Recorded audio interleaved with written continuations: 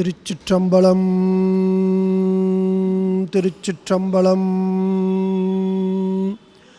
தில்லையம்பலம் திருச்சிற்றம்பலம். உலகளாமுணர்ந்து ஓதற்கரியவன் நிலவுலாவிய நீர்மலி வேணியன் அழகில் ஜோதியன் அம்பலத்தாடுவான் மலர் சிலம்படி வாழ்த்தி வணங்குதுவோம். திருச்சிற்றம்பலம். குருபாதம் தர்மபுர ஆதீன சமய பிரச்சார நிலையம் வேலூர் தேவஸ்தான இறைபணி மண்டபத்தில் சீரும் சிறப்புமாக திருவம்பாவை நிகழ்ச்சி நடைபெற்று வருகிறது. இந்த திருவம்பாவை நிகழ்ச்சியில் இலக்கிய மேகம் திரு சீனிவாசன் அவர்கள் கலந்து கொள்வதாக இருந்தது. இறை அருளாலும்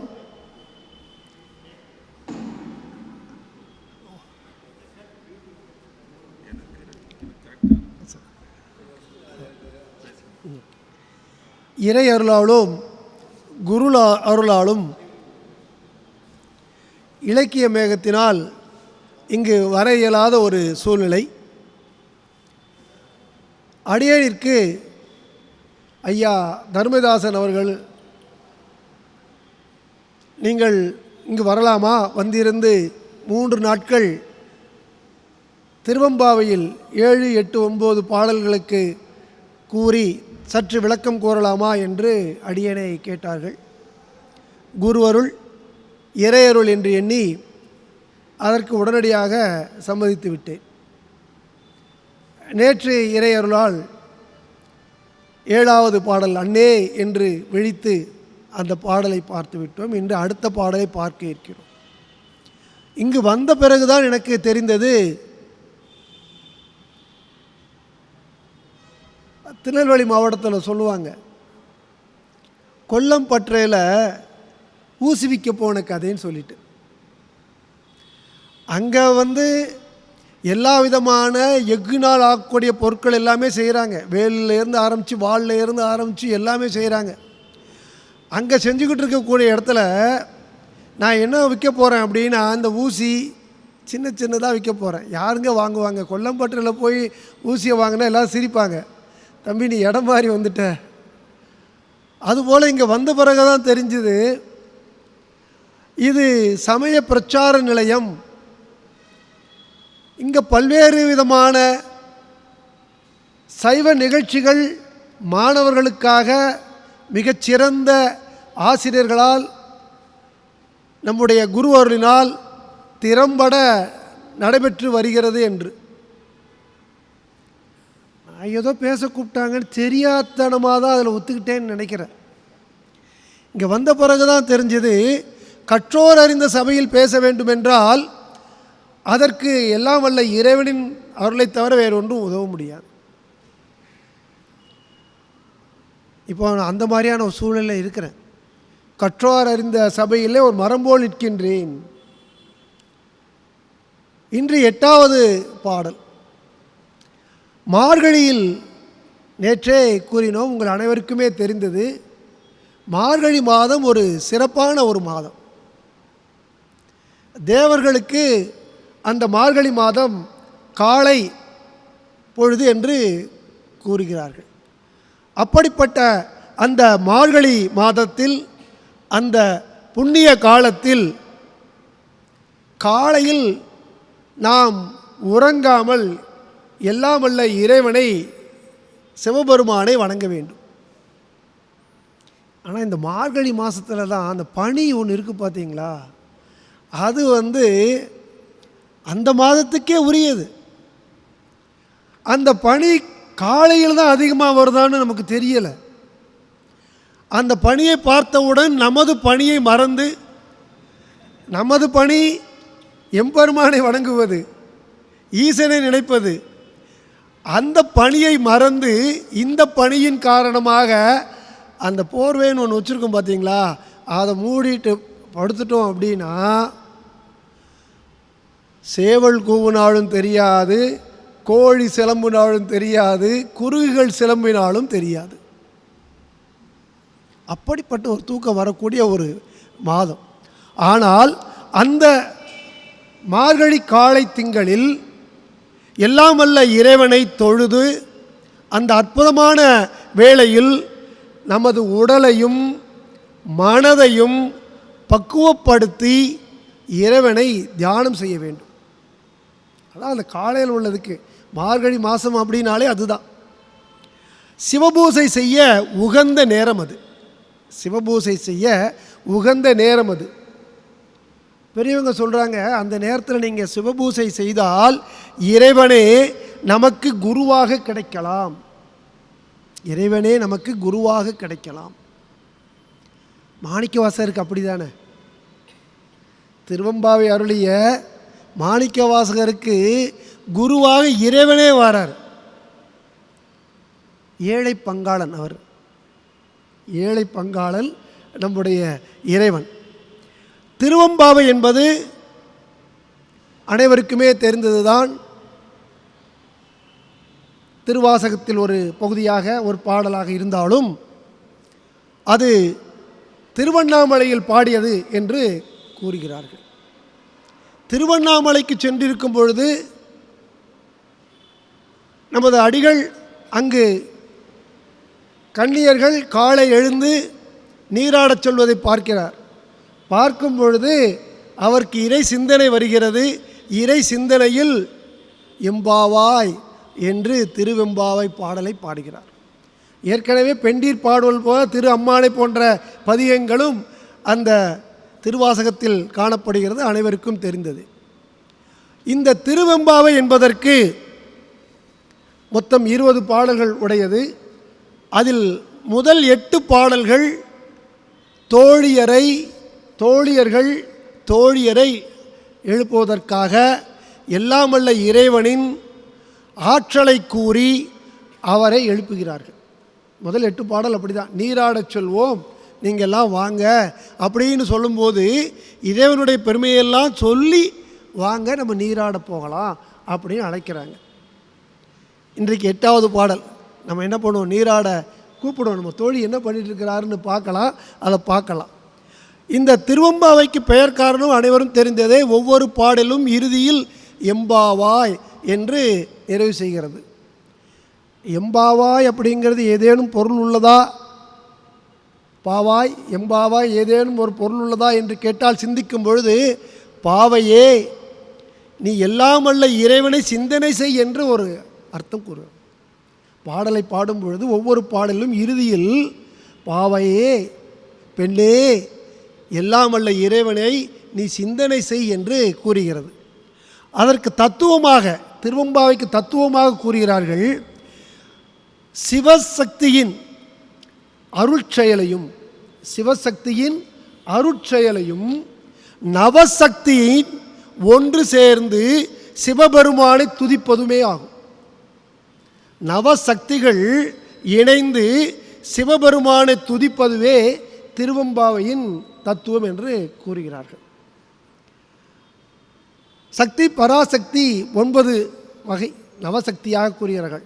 அது சொல்கிறதில் மனோன்மணி, சர்வபூத்தமணி, பலப்பிரதமணி, பலவிகரணி, களவிகரணி, காளி, ரௌத்ரி, சேட்டை, வாமை 9 சக்திகள்.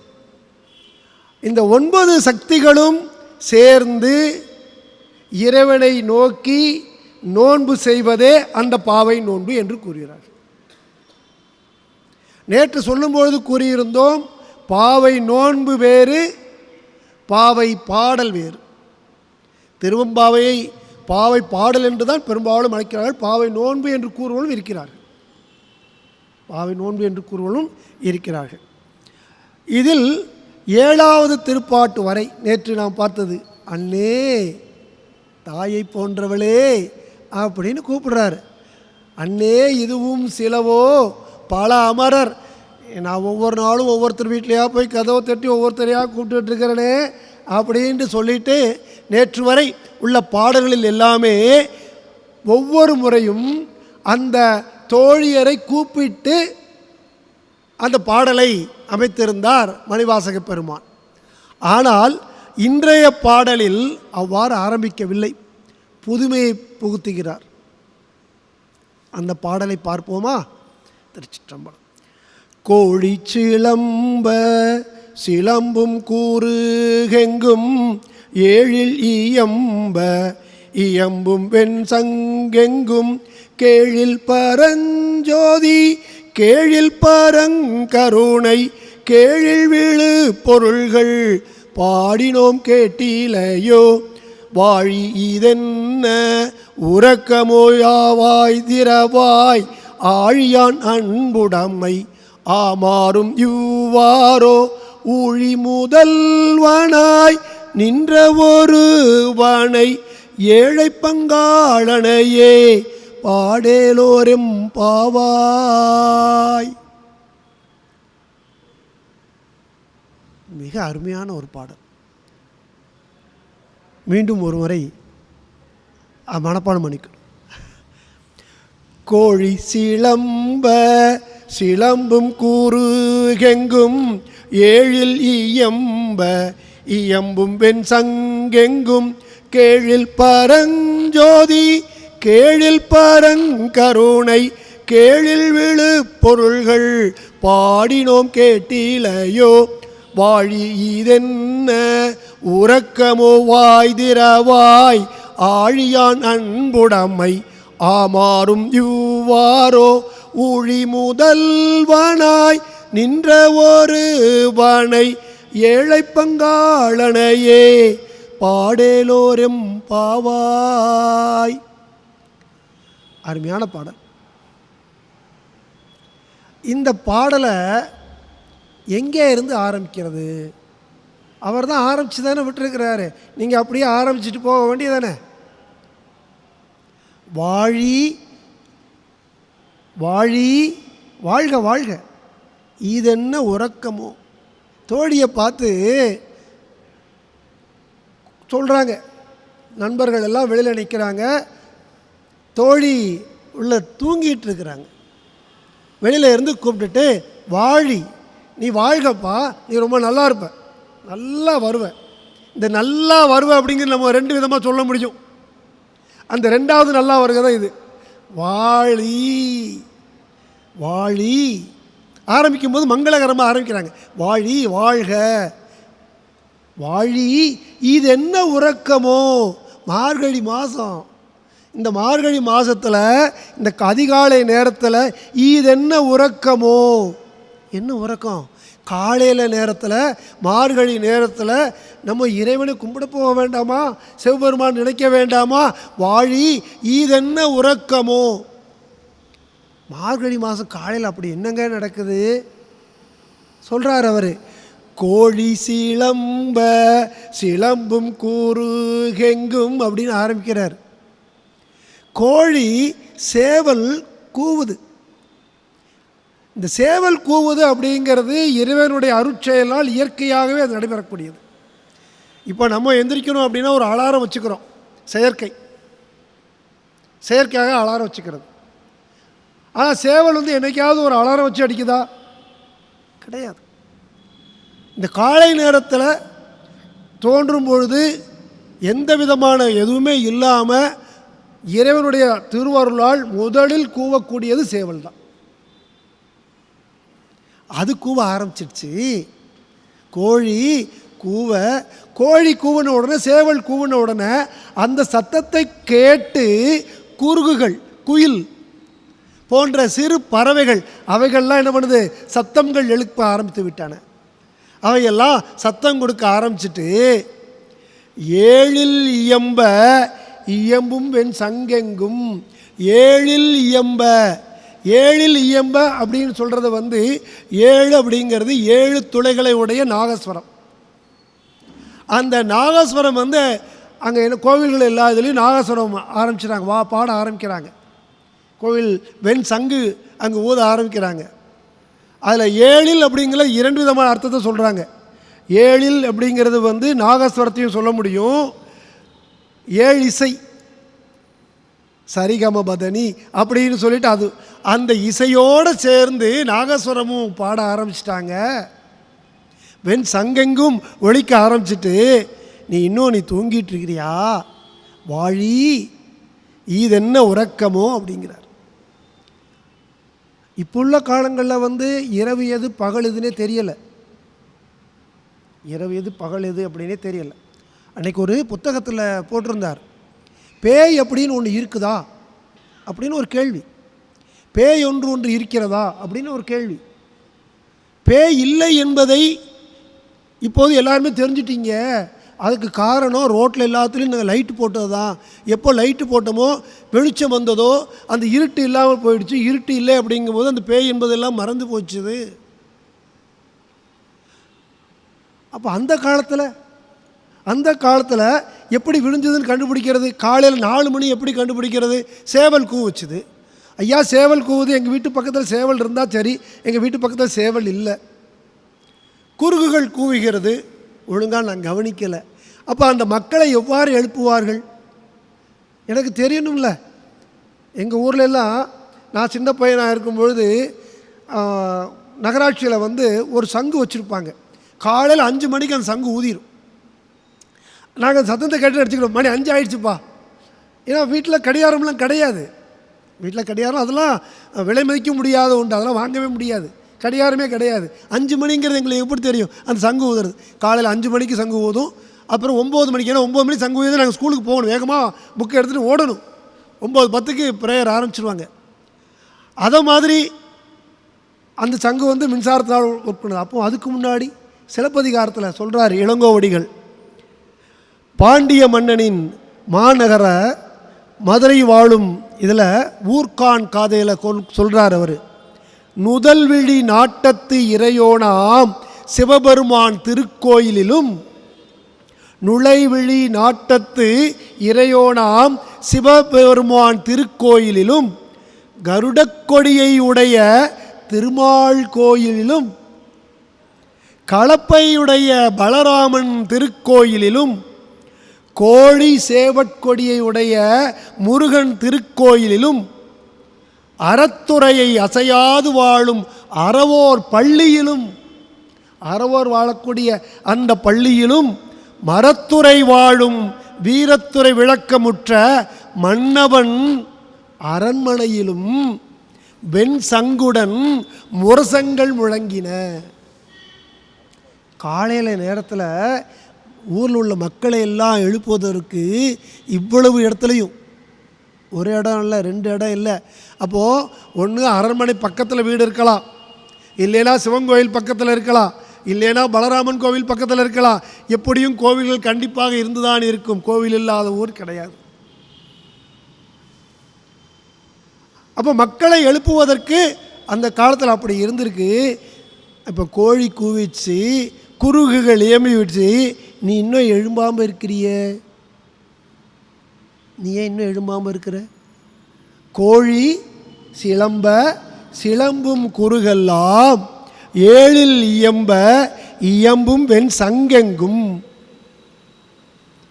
கேழில் பரஞ்சோதி கேழில் பரங்கருணை, கேழில் பரஞ்சோதி கேழில் பரங்கருணை. கேள் அப்படிங்கிறது உவமை, இல்லை உவமை இல்லை. அந்த பரஞ்சோதிக்கு உவமை இல்லை. இறைவன் ஜோதிவானவன், எல்லாம் வல்ல இறைவன் ஜோதிவானவன், நற்ஜோதியானவன், நமக்கு அருளை புரிபவன். அவனுக்கு உவமை எதுவுமே கிடையாது. கேளில் பரஞ்சோதி கேளில் பரங்கருணை. அவனை விட்டால் நமக்கு கருணை மிக்கவன் யாரையா உண்டு? கருணை கடல் அல்லவா அவர். சிவபெருமானை போல ஒரு கருணை கடலை பார்க்க முடியுமா நம்மளால்? கேளில் பரஞ்சோதி கேளில் பரங்கருணை, கேளில் விருப்பொருள்கள் கேட்டிலேயோ. இந்த கேளில் பரங்கருணைக்கு ஒரு சிறிய ஒரு புராணம் ஒன்று சொல்லிப்போம். முப்புறம் எரித்த வரலாறு. முப்புறம் எரித்த வரலாறு. தாருகன் என்ற அரக்கன் அவனுடைய புதல்வர்கள் மூவர். தாருகன் என்ற அரக்கனினுடைய புதல்வர்கள் மூவர்.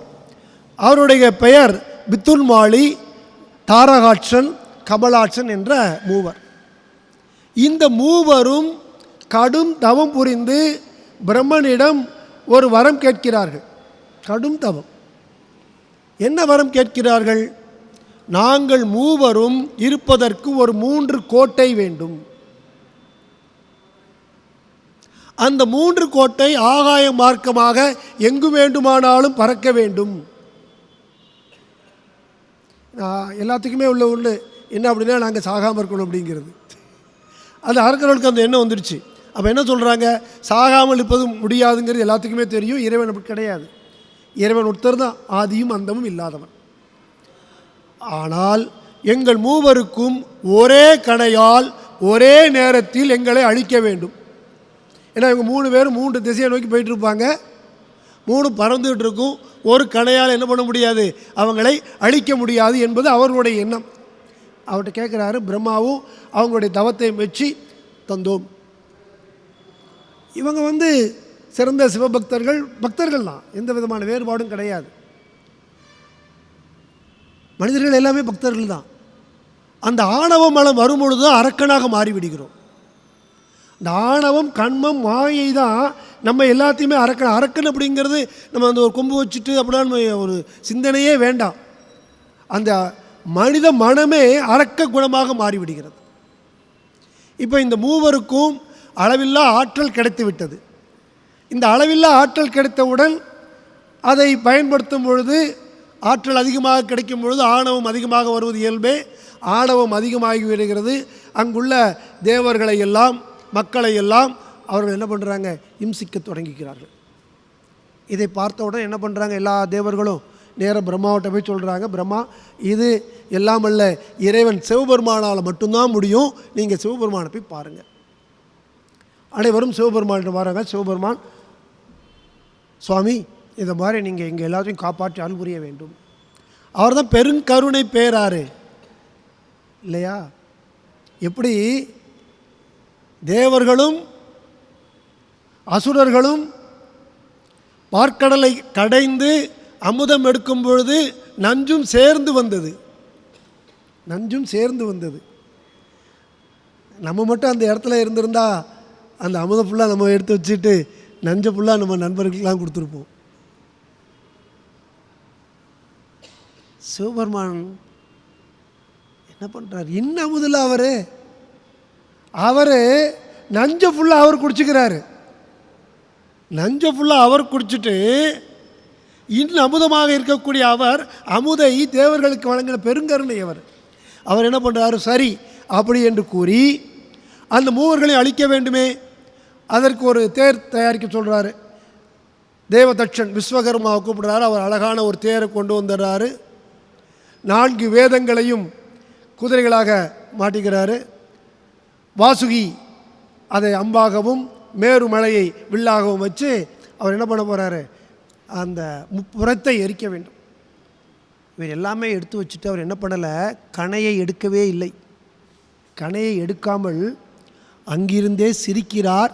சிரிக்கும் பொழுது அந்த 3 கோட்டையும் எரிந்து விடுகிறது. அப்போ அந்த 3 பேர் என்ன ஆனாங்க? 3 அரக்கர்கள் என்ன ஆனாங்க? 3 அரக்கர்களில் 2 அரக்கர்களை தன்னுடைய கோவிலில் வாசலில் துவாரபாலகர்களாக நிறுத்தி வச்சிருக்கிறார். 3வது அரக்கன் அவர் என்ன பண்ணுறாரு? அவருக்கு கீழே அந்த குடமுழா அப்படிங்கிற அந்த கருவியை வாசிக்கக்கூடிய ஒருவராக மாற்றி விடுகிறார். இதுதான் பெருங்கருணை. இறைவன் நினைத்திருந்தால் ஒரு நிமிடத்தில் அவரை அழித்து விடலாம். இறைவனுடைய எண்ணமே மனிதர்களுக்கு கருணை புரிந்து அவர்களையும் தன் அடியில் சேர்ப்பதற்காகத்தான் செய்கிறார். நேற்றே சொல்லியிருக்கோம், திருவெம்பாவையே அதுதான். திருவெம்பாவையுடைய முக்கிய மூல தத்துவம் என்பது என்னவென்றால், தோழியர்கள் எழுப்புவதைப் போல இறைவனே தன்னுடைய மேலான கருணையால் நம்மை போன்று தூங்கிக் கொண்டிருக்கக்கூடிய ஆணவம், கண்மம், மாயை என்ற மூன்றிலும் தூங்கிக் கொண்டிருக்கக்கூடிய நம்மை போன்றவர்களை எழுப்பி, வா பிள்ளாய், குயில் பிள்ளாய், என்னுடன் வா, என்னுடைய திருவடியை சேரு என்று கூறுவது போல. கேழில் பரஞ்சோதி, கேழில் பரங்கருணை. அடுத்ததாக கேழில் விழுப்பொருள்கள். இந்த விழுப்பொருள்கள் அப்படிங்கிறத பார்த்தீங்க அப்படின்னா, அபிராமி பட்டர் விழுத்துணை அப்படின்னு சொல்லிட்டு அபிராமியை கூறுகிறார். விழுத்துணை அப்படின்னு சொல்லிட்டு கூறுகிறார். ஒரு சொல்லுக்கு ஒரு பொருள் உண்டு என்பது தொல்காப்பியத்துடைய செயல். என்னுடைய வாக்கும் என்னுடைய சொல்லும் மகாதேவனையே குறிக்கிறது என்பது காளமேக புலவருடைய கருத்து. ஒரு சொல்லில், அந்த ஒரு பொருளில் ஒரு பொது பொருளும் இருக்கலாம், சிறப்பு பொருளும் இருக்கலாம். ஒரு சொல்லு தான், அந்த சொல்லுக்கு எப்படி இருக்கலாம்? பொருள் என்பது பொது பொருளும் இருக்கலாம், சிறப்பு பொருளும் இருக்கலாம். இது ஒரு எழுத்து ஒரு சொல். ஒரு எழுத்து ஒரு சொல். இப்போ நான் என்று அப்படி ஒரு சத்தம் போட்ட உடனே நீங்கள் எல்லோரும் என்ன கேட்பீங்க அப்படின்னா, பொதுப்பொருள் என்ன அப்படின்னா, அவருக்கு ஏதோ ஒன்று நேர்ந்து விட்டது, என்று கத்துகிறார், அவருக்கு ஏதோ ஒன்று உதவி செய்ய வேண்டும் அப்படின்னு ஓடி வருவீங்க. இல்லை, என்பது பசுபதி, நான் அவனை நினைத்தேன். அது சிறப்பு பொருள். அது இடத்திற்கு இடம் மாறுபடும். அது மாறுபடும். நாம் ஒரு பொருளை நினைக்கும் பொழுது, அதனுடைய விழுப்பொருள் என்று கூறும் பொழுது, அதனுடைய சிறப்பு பொருளை யோசிக்க வேண்டும், அந்த பெரும்பொருளை சிந்திக்க வேண்டும். அந்த பெரும்பொருள் என்னவென்று பார்த்தால், இந்த பாடலுடைய பெரும்பொருளே இறைவனுடைய புகழை கூறுவதுதான். அவருடைய புகழே பெரும்பொருள், அதுவே விழுப்பொருள். அதுவும் அவர் சொல்கிறார், திருவாசகத்திலே வருது. விண்ணவரும் அறியாத விழுப்பொருள் இப்பொருளாகாதே, எல்லை இலாதன என் குணம் அணவை ஆயிடும் ஆகாதே. விண்ணவரும் அறியாத விழுப்பொருள் இப்பொருள் ஆகாதே. இந்த விழுப்பொருள் நான் சொல்கிறேனே, இது நீங்கள் நினைக்கக்கூடிய இந்த பொருள் அந்த விண்ணவர் நினைக்கக்கூடிய இந்த பொருள் ஆகாது. எல்லை இலாதன என் குணம் ஆனவை எய்திடும் ஆகாது. எல்லை இலாதன, அங்கே என்னது சொல்ல முடியாது. அப்படிப்பட்ட இறைவன் புகழ்ச்சி மிக்க இறைவன். ஏன்னா அவனுக்கு தான் ஆற்றல் அதிகம், பெருங்கருணை உடையவன், பெருஞ்சோதி, பரஞ்சோதி. அவனை எப்படி புகழ்வது? அதான் விழுப்பு. இப்படி பேரில் பெருங்கருணை, கேழில் விழுப்பொருள்கள், இதெல்லாம் கேட்டுட்ருக்கிறியா? நீ இன்னும் எந்திரிக்கலையாப்பா? வாழி இதென்ன உறக்கமோ, வாழி இதென்ன உறக்கமோ. இப்போ உங்களுக்கு அது தெரிஞ்சிருக்கும். ஏன் உங்களுக்கு அந்த நேரத்தில் நீ எந்திரிக்கலப்பா? என்ன காரணம்? பாடினோம் கேட்டிலையோ? நான் உன்னை கூப்பிட்டுட்டே இருக்கல்ல. எப்படி கூப்பிடுறேன்? கோழி சிலம்புது, அதை கேட்டுட்டு குருகுகள் கூப்பிடுது. அது பிறகு கோவில்கள் எல்லா இதுலேயும் நாதஸ்வரம், பெண் சங்கங்கள் எல்லாம் கூப்பிட்டுருக்குது. அது மட்டும் இல்லை, உன்னுடைய வாசலில் இருந்து நாங்கள் எல்லாரும் கேழில் பரஞ்சோதி, கேழில் பரங்கருணை, கேழில் விழுப்பொருள்கள் எல்லாத்தையும் நாங்கள் சொல்லி கூப்பிட்டுட்ருக்குறோம்ல. வாழி நல்லா இருப்போமா? நீ இவ்வளோ நேரம் சத்தம் போட்டு கூப்பிட்டுட்ருக்குறோம். வாழி இதென்ன உறக்கமோ, வாழி இதென்ன உறக்கமோ, வாய் திறவாய். இந்த வாய் திறவாய் ரெண்டு விதத்தில் சொல்லலாம். நீ படுத்துட்டு இருக்கிய, வாய் திறந்து பேசு அப்படின்னு சொல்லலாம். நீ இன்னும் பூட்டிகிட்டு இருக்கிற, கதவை துற முதல்ல, அது பிறகு மற்றதால் பேசிக்கலாம். நான் உள்ளே உன்னை எழுப்பிக்கிறேன். வாழி இதென்ன உறக்கமோ, வாய் திறவாய். இந்த இடத்துல உறங்கிக் கொண்டிருப்பது தோழின்னு நினச்சிக்க வேண்டாம். ஆன்மாக்கள் எல்லாம் இறைவனை மறந்து சிவப்பரம்பொருளை மறந்து ஆணவ மலத்திலும் கண்ம மலத்திலும் ஆயையிலும் சிக்கி அது அந்த உறங்கிக் கொண்டிருப்பது போல இருக்குது. இறைவன் வரார், தொழியாக வருகிறார். வாழி இதென்ன உறக்கமோ, வாழி இதென்ன உறக்கமோ, வாய் திறவாய். நேற்றே சொன்னோம், வாய் திறந்தாலே இப்படி தான் வரும், சிவசிவான்னு தான் வரும். சின்னங்கள் கேட்ப சிவசிவ என் வாய். நீ வாய் திறந்தாலே போதும், சிவபெருமானை தான் நினைக்க போகிற. அடுத்த வரியை பார்த்தீங்க அப்படின்னா, ஆழியான் அன்புடைமை ஆமாறும் இவ்வாறோ, ஆழியான் அன்புடைமை ஆவதும் இவ்வாறோ. ஆழியான், ஆழியான் அப்படிங்கும்போது அரசன் அப்படின்னு சொல்லலாம். இறைவன் அரசனாக இருந்து, நான் அவர் ஏற்கனவே நம்ம சொல்லியிருக்கிறோம், மதுரை எம்பதியில் அவர் எப்படி இருந்திருக்காரு, தென்னவனாக தென்பாண்டி சீமையிலே அவர் எப்படி இருந்திருக்காரு, அரசனாக இருந்திருக்கார். அரசனாக இருந்து அவர் எப்படி அன்பு காட்டுவாரோ அதுபோல் ஆழியான் அன்புடைமை காணாரும் இவ்வாறும். இப்படி ஒரு அர்த்தத்தை சொல்லலாம். இன்னொரு அர்த்தம் இருக்குது, ஆழியான். இன்றைக்கி நம்ம வந்த உடனே நம்ம திருமாலையாவை அவங்க அறிமுகப்படுத்தி வச்சாங்க. அறிமுகப்படுத்தி வைக்கும்போது சொன்னாங்க, பெரிய புலவர் அப்படின்ட்டு அவங்க சொன்னாங்க. அப்போ இவர் சொன்னார், நான் பெரிய சிவனடியார் அப்படின்னாங்க. ரெண்டுமே உண்மை தான். ஆழியான் பார்க்கடலில் வீற்றிருக்கக்கூடிய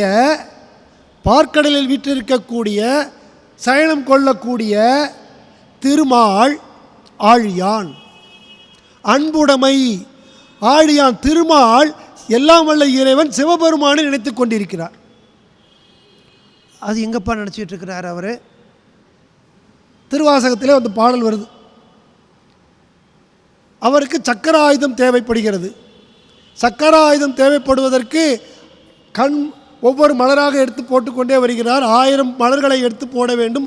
999 மலர்களை எல்லாம் வல்ல இறைவனுக்கு படைச்சாச்சு. இன்னும் ஒரு மலர் தேவை.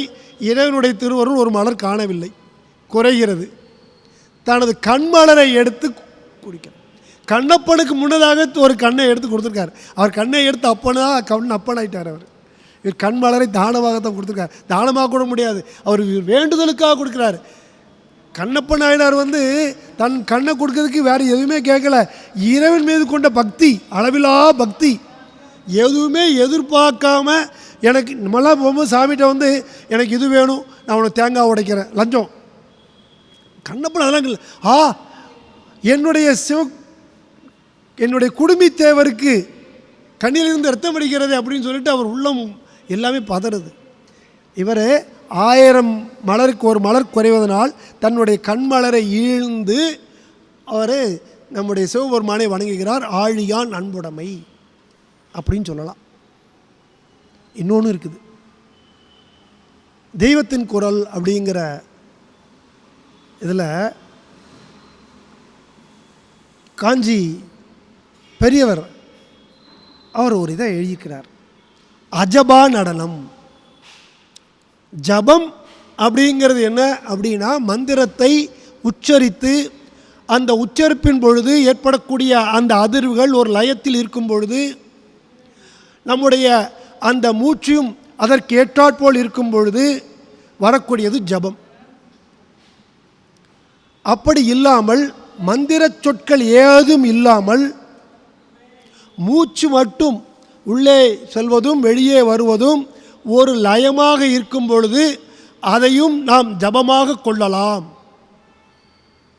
ஆனால் அது ஜபம் இல்லை, ஆனால் நாம் என்ன பண்ணலாம், அதை ஜபமாக கொள்ளலாம். அது ஜபம் இல்லாதனால் அது அஜபா என்று ஆனது. நடராஜ பெருமான் ஆடக்கூடிய அந்த தாண்டவம் நாட்டியம், தில்லையில் அது ஆனந்த தாண்டவம், திருவாலங்காட்டில் ஊர்த்துவ தாண்டவம், திருவாரூரில் அது அஜபா நடனம். அந்த அஜபா நடனத்திற்கு மற்றொரு பெயர் ஹம்ச நடனம் என்று பெயர் உண்டு. ஹம் அந்த மூச்சை உள்ளே இழுப்பது, மூச்சை வெளியே இடுவது. இந்த ஹம்ச அப்படிங்கிறத சோகம் என்பதை கூட்டி ஹம்ச சோகம் என்ற ஜபமாக கூறுகிறார்கள்.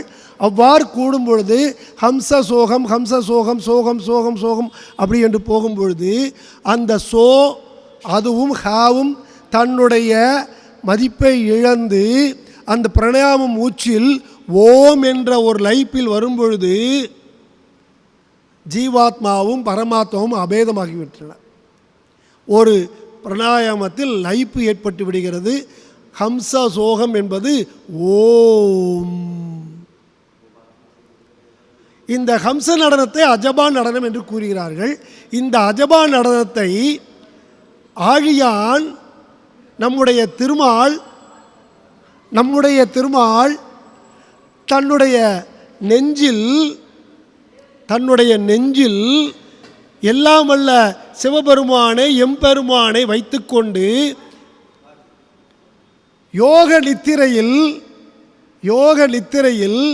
மூச்சு லயத்தோடு அவர் இறைவனை எண்ணிக்கொண்டிருக்கிறார்.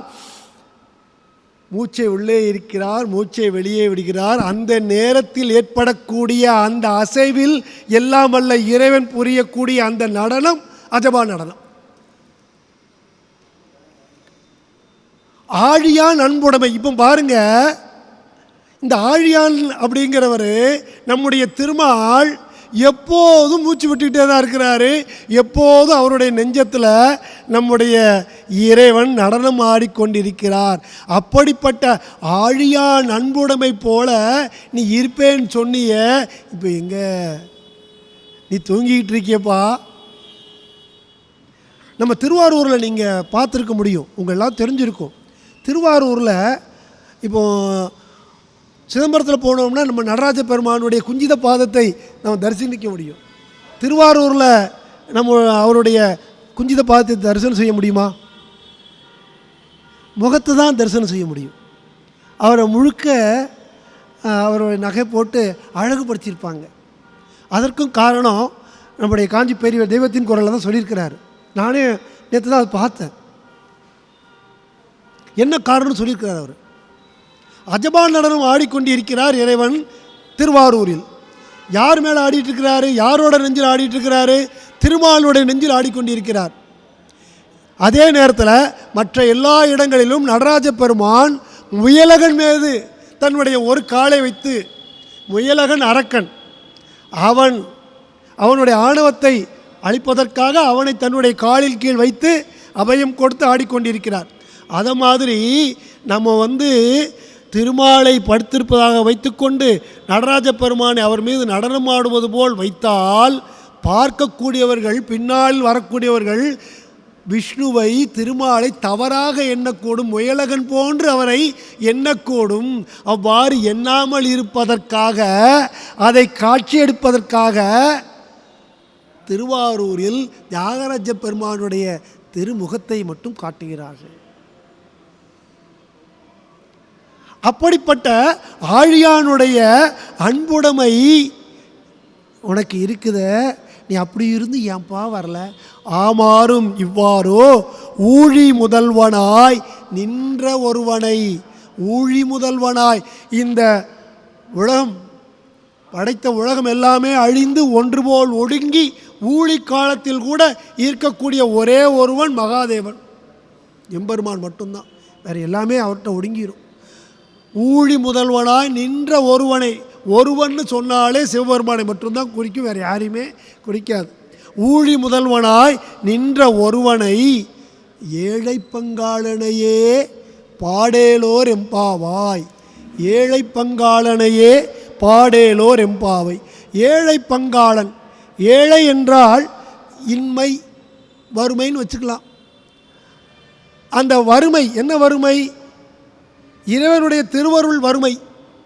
அந்த இறைவனுடைய திருவருளை நீக்குவதற்கு இறைவனே பெருங்கருணையின் காரணமாக நம்மிடம் கொடுத்தால் ஏழை பங்காளன் அப்படியும் சொல்லலாம். இன்னொன்று என்ன சொல்லலாம் அப்படின்னா, ஏழை பங்காளன். ஏழை என்பது அம்பாளை குறிக்கும். ஏழை என்பது அம்பாளை குறிக்கும்.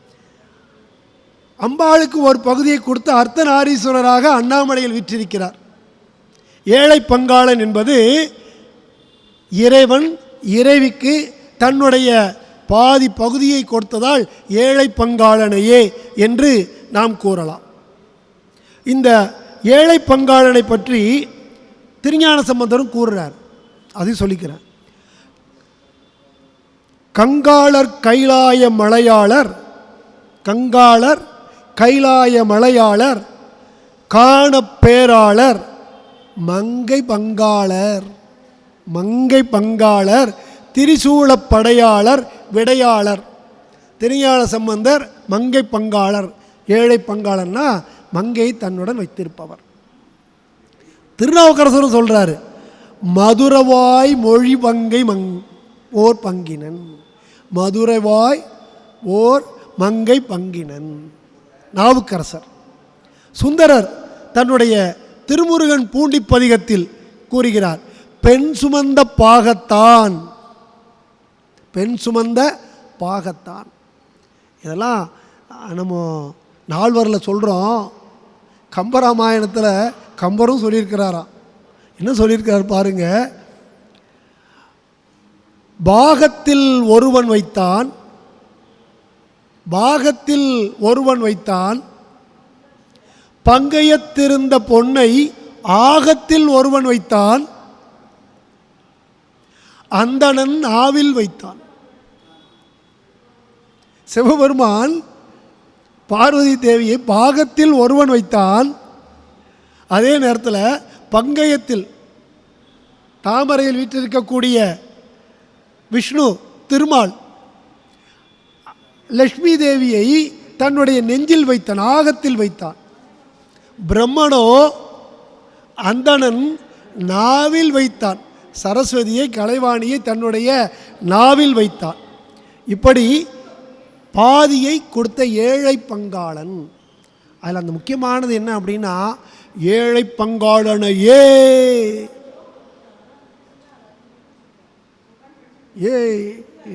அங்கெல்லாம் அந்த என்னதுக்கு அப்படின்னா, ஏழை பங்காளனையே பாடுதேர் என்பா வாங்கிறார். ஏழை பங்காளனை மட்டும்தான் பாடுற ஒரே கடவுள் இறைவன் சொன்னால் சிவபெருமான் தான், வேறு இறைவன்லாம் கிடையாது. நீ வேறு எந்த யாரு கூப்பிட்டாலும் அது இறைவன் சிவபெருமான் தான். எவ்வாறு நோக்கினாலும் அவ்வாறே காட்சி அளிப்பார் ஈசன். நீ எப்போதும் ஈசனை தான் நினச்சிட்டு இருக்க போகிற, எப்போதும் சிவபெருமானை தான் நினச்சிட்டு இருக்கிற. அந்த ஏழை பங்காளனையே பாடேலோர் எம்பாவாய் என்று நம்முடைய இன்றைய நிகழ்ச்சியில்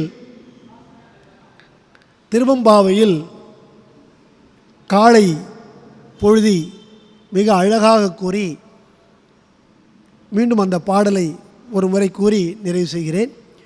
கோழி சிலம்ப சிலம்பும் கூறுகெங்கும் ஏழில் இயம்ப இயம்பும் வெண் சங்கெங்கும் கேழில் பரஞ்சோதி கேழில் பரங்கருணை கேழில் விழு பொருள்கள் பாடினோம் கேட்டிலையோ வாழி இதென்ன உறக்கமோ வாய்திரவாய் ஆழியான் அன்புடமை இவ்வாறும் வாய்திரவாய் ஆழியான் அன்புடமை ஆமாறும் இவ்வாறே ஊழி முதல்வனாய் நின்ற ஒருவனையே ஏழை பங்காளனையே பாடேலோரம் பாவாய். திருச்சிற்றம்பலம். ஹரஹர நம பார்வதீபதையே. இதுகாரும் எல்லாம் வல்ல இறைவனின் திருவருளால் இந்த நிகழ்ச்சியில் கலந்து கொண்ட அனைவருக்கும் நன்றி கூறி விடைபெறுகிறேன். நன்றி. திருச்சிற்றம்பலம். என்று பேசிய ஐயா பண்டார சிவன் ஐயா என்பார்கள். இவரை பற்றி ஒரு சிறிய குறிப்பு. தலைமை ஆசிரியராக கல்லிடைக்குறிச்சியில் பணிபுரிந்தவர், நல்லாசிரியர் விருதும் பெற்றவர், திருவாவடுதுறையில் சித்தாந்த ரத்னா என்ற பட்டமும் வாங்கியவர், தருமபுர ஆதீனத்தின் சார்பாக சைவ நெறி செம்மல் என்ற விருது வாங்கியவர், வேளாக்குறிச்சி ஆதீனத்தில் தீட்சை பெற்றவர். இவர் சிவனடியார் என்பதிலே மிக உயர்ந்த நிலையில் அவருடைய பேச்சை கேட்க இவருடைய நல்லாசிரியரோட இவருடைய மாணவர்கள் ஊர் முழுதும் உலகம் முழுவதும் கோலச்சு கொண்டிருக்கிறார்கள். அவர் வாயால் நாம் கேட்டதுக்கு இங்கே வந்திருந்த அடியார்களுக்கு மிகச்சிறந்த இது ஒரு பாக்கியம். திருவம்பாவையில் 7, 8, 9 பாடலில் இன்று 8வது பாடலை பற்றி நாம் இன்று சிந்தித்தோம். எடுத்தவுடனே ஒரு நகைச்சுவையாக கொல்லம்பட்டறையில் ஊசி விற்க போன கதை என்று சொன்னார். ஆனால் உண்மையிலே நாங்கள் தான் உங்களிடமிருந்து நான் நிறைய விஷயங்கள் கற்றுக்கொண்டோம் ஐயா. அது நீங்கள் சொன்னது உங்களுடைய அடக்கத்தை தெரிவிக்கிறது, எங்களது ஆணவத்தை தெரிவிக்கிறது. பணியை பார்த்து பணியை மறந்த கதை, இது முக்கியமான குறிப்பு. திருமலையா நம்ம நிறைய இதெல்லாம் யூஸ் பண்ணிக்கலாம். அதை இன்னொன்று, மார்கழி தேவர்களின் பிரம்ம முகூர்த்த நேரம், சிவபூஜை செய்தால் சிவனே குருவாக வருவார் என்பது ஒரு சிறந்த கருத்து.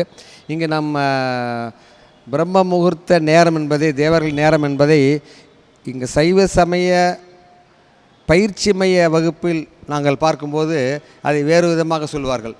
ஒரு நாளில் எது சிறந்தது, இரவா பகலா? பகல். பகலில் எது சிறந்தது, மாலை, உயிர்கள் மயங்கும் நேரம். மதியம் உச்சி வேலை, பசி நேரம். காலை கடமைகள் ஆரம்பிக்கும் நேரம். இதெல்லாம் தள்ளிக்கிட்டே வரும்பொழுது விடியற்காலை, விடியற்காலை தான் மிகச்சிறந்த நேரம். ஏனென்றால் சைவ சித்தாந்த பார்வையில் ஆணவம், கண்மம், மாயை மூன்றும் இல்லாத ஒரே பொழுது பிரம்ம முகூர்த்தம் மட்டும்தான். இல்லாத சொல்ல முடியாது, ஒடுங்கி இருக்கும் ஒரே கணம் பிரம்ம முகூர்த்தம் தான். அப்போது கண்டிப்பாக மாயை இருக்காது. ஏனென்றால் நாம் விழித்து விடுவோம். விழிப்பதற்காக ஆசிரியர், நல்லாசிரியர் இருக்கிறார், மாணிக்கவாசகர் இருக்கிறார், விழித்து விடுகிறோம், உயிர்ப்பு இருக்கிறது. ஆனால் எந்த ஒரு செயலும் இல்லாதனால் கண்மம் இல்லை, மாயை இல்லை. ஆணவம் இன்னும் ஆரம்பிக்கவே இல்லை. ஆணவம் அடங்கி இருக்குது, ஆரம்பிக்கவே இல்லை. அது எங்கள் ஊர் பக்கம் ஆச்சால்புரம் பக்கம்லாம் சொல்லுவோம் நாங்கள், நாற்று நடவுக்கு வேற இதுக்கு ரெடியாக இருக்குது. பண்பட்ட இது ஐயா ஆச்சால்புரம். ஆமாம், அதுக்கு கிழக்க நாங்கள் அவ்வளோதான். பண்பட்ட நிலம், விதை நெல்லுக்காக தயாராக இருக்கிறது. அப்பொழுது அதான் பிரம்ம முகூர்த்த நேரம் என்பது கூட அது விதை விடும் நேரம் தான். அது சாத்வீக நேரம், நல்ல வார்த்தை, சாத்வீக நேரம். இது உங்கள் நன்றி இவரோட சேர்த்து எங்களோட பிட்டையும் நாங்கள் சேர்த்துட்டோம். அதை மன்னிக்கோம். அதே போல் அவர் அம்மானை பாடியுள்ளார். அம்மானை பாடிய வாயால் எம்பாவாய் என பாடினார். அது மிகவும் ஒரு ரசிக்கத்தக்கதாக இருந்தது. 8 பாடல்களும் இறைவனின் புகழ் பற்றி போற்றி தோழிகளை கூப்பிடுதல், ஆத்மாவை எழுப்புதல் என்ற இதில் நாங்கள் வகுப்பில் அடிக்கடி நாங்கள் சொல்வது, கிருபானந்த வாரியார் சொல்வார், உலகத்திலேயே ஒரே ஆம்பளை முருகர் பெருமான் தான். அது ஆணுக்கு பிறந்த ஒரே பிள்ளை, ஆண் பிள்ளை சிவபெருமானுக்கு பிறந்தவர் முருகப்பெருமான் மட்டும்தான், மற்றவர்கள பெண் பிள்ளை என்பார். அதே போல் இங்கே உள்ள எல்லாரையுமே பெண்களாக மதித்து தான் நம் சைவம். இது ஆணுமல்ல, அழியுமல்ல, பெண்ணுமல்ல என்பது உயிர்கள் அனைத்துமே பெண்கள் தான் என்று தான் சைவம் பார்க்கிறது. அதே போல் நவசக்திகளும் சேர்ந்து மனோன்மணி முதல் ரௌத்திரி வரை வழிபடுதல், அதை பற்றி நன்றாக சொன்னார். அது நம்ம நோட்ஸ் எடுக்கல. நவசக்திகளை நம்ம ஞாபகம் வச்சுக்கணும். நம்மளாம் சொல்கிறதுக்கு மனோன்மணி, காளி, ரௌத்திரி, வாமை எல்லாமே சொல்லணும்.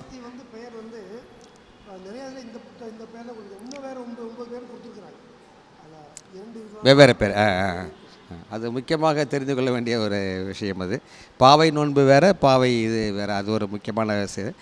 கோழி சிலம்பு, கோழி கூவ ஆரம்பம் 7 என்றால் நாதஸ்வரத்தில் சப்தஸ்வரமும் கேட்க ஆரம்பித்து விட்டது. காலை 4:30 மணிக்கு கோழியும் கூவ ஆரம்பித்து விட்டது. நாதஸ்வரத்தில் 7 ஸ்வரங்களும் கேட்க ஆரம்பித்து விட்டது. அது குருகுகள் கூவுகின்றன. கேள் இல் என்பதற்கு ஒரு நல்ல ஒரு தகவல். அதாவது ஓமை இல்லாத ஓமைகளுக்கு அப்பால் பட்ட பைபாஸ் ரைட்டர் இல்லாத பரஞ்சோதி. அது ஒரு வார்த்தை சொன்னால் பெருஞ்சோதி பரஞ்சோதி. இது ஒரு முக்கியமான ஒரு இணைப்பு சொல்லாக இருந்தது. அதே போல் தேவதச்சன் விஸ்வகர்மா என்று சொல்லும்போது கட்டிடத்துறையில் எங்களுக்கு ஞாபகம் வந்தது. தேவதச்சன் விஸ்வகர்மா, தேவர்களுக்கு ஆசாரி இருக்கார், அப்போ அசுரர்களுக்கு இல்லையா என்ற ஒரு கேள்வி வரும். ஏனென்றால் தேவர்கள் நம்ம சைவ சித்தாந்தப்படி நல்லவர்களும் அல்ல, அசுரர்கள் கெட்டவர்களும் அல்ல. அப்போ தேவருக்கு ஆசாரி விஸ்வகர்மா என்றால் அசுரர்களுக்கு ஆசாரி மயன் என்பார்கள். ராவணின் மாமனார் என்கின்ற உறவும் சொல்வார்கள் புராணத்தில். கேளில் விழுப்பொருள், அபிராமியே விழித்துணை. இந்த விழுப்பொருளுக்கும் விழித்துணைக்கும் இடையே நிறைய ஒரு ஓமைகள், கம்பாரிசன், ஒற்றுமை வேற்றுமை நிறைய சொன்னாங்க. வாழி இதென்ன உறக்குமோ என சொல்லும்போது மிகவும் உருக்கமாய் பேசினார். ரொம்ப ரொம்ப அருமையாக இருந்தது. அதே போல் ஆனந்த நடனம், ஊர்த்துவ நடனம், அஜபா நடனத்தை பற்றி நிறைய விஷயங்கள் நாங்கள் தெரிந்து கொண்டோம். இன்னொன்று முக்கியமாக எல்லாம் முடிந்து கடைசியில் வரும்போது ஊழி முதல்வன் சிவனே. அதுதான் 36 தத்துவங்களும் ஒடுங்கி விட்டுனா எல்லாம் ஒடுங்கியாச்சு, கடைசியில் ஒருத்தர் தான் இருக்காருன்னா ஊழி முதல்வன் சிவனே. அதுதான் முக்கியம். அந்த இது எல்லாம் ஒடுங்கும் நேரம் அதுதான் நம்ம இதோட முக்கியமே அதுதான். ஏழை பங்காளன், ஏழை என்றால் திருவருள் இல்லாத வறுமை, திருவருள் இல்லாத வறுமை ஏழை என்ற ஒரு பாயிண்ட்டு, ஏழை என்றால் அம்பாள் என்ற ஒரு பாயிண்ட்டு. ஆனால் எங்கள் ஊர் பக்கம் சிதம்பரத்தில் ஏழைக்கு இன்னொரு அர்த்தமும் சொல்லுவாங்க. பொதுவான அர்த்தம் ஏழை சொல் அம்பலம் ஏறாது, அது பொதுவான கருத்து ஐயா சொன்ன மாதிரி. அதில் சிறப்பு கருத்து தில்லை என்றால் ஏழை சொல் அம்பலம் ஏறாது என்றால் அங்கே ஏழை என்றால் தில்லைக்காளி. தில்லைக்காளியோட சொல் அங்கே சிதம்பரத்து அம்பலத்தில் ஏறாது, அது அந்த ஊரில் மட்டும். அது சிறப்பு கருத்து, அது ஞாபகம் வந்தது. நீங்கள் சொன்னதால் எனக்கு ஞாபகம் வந்தது. ஏன்னா நானும் சீர்காழிங்கிறதுனால ஞாபகம் வந்தது. இன்னும் சரி சரி படித்து அதே மாதிரி சம்பந்தர் மங்கை பங்காளர் அந்த இது மிக சிறப்பாக இருந்தது ஐயா. உங்கள் கருத்து மிக மிக நன்றாக இருந்தது. எங்கள் சார்பாக உங்களுக்கு ரொம்ப நன்றியை தெரிவித்துக் கொள்கிறோம். அது நீங்கள் திருமாலை பற்றி நிறைய விஷயம் நீங்கள் சொன்னீங்க, நாங்கள் கேட்டுக்கிட்டோம். ரொம்ப நன்றி நன்றி. வான்முகில் வழாது பெய்க மலிவளம் சுரக்க மன்னல் கோல்முறை அரசு செய்க குறைவில்லாது உயிர்கள் வாழ்க நான்மறை அறங்கள் ஓங்க நற்றவம் வேள்வி மல்க மேன்மைகுள் சைவ நீதி விளங்குக உலகம் எல்லாம். திருச்சிற்றம்பலம். நம பார்வதி பதையே. காவாய் கனகத்திரளியே போற்றி, கைலை மலையானே போற்றி போற்றி. சிதம்பரம்.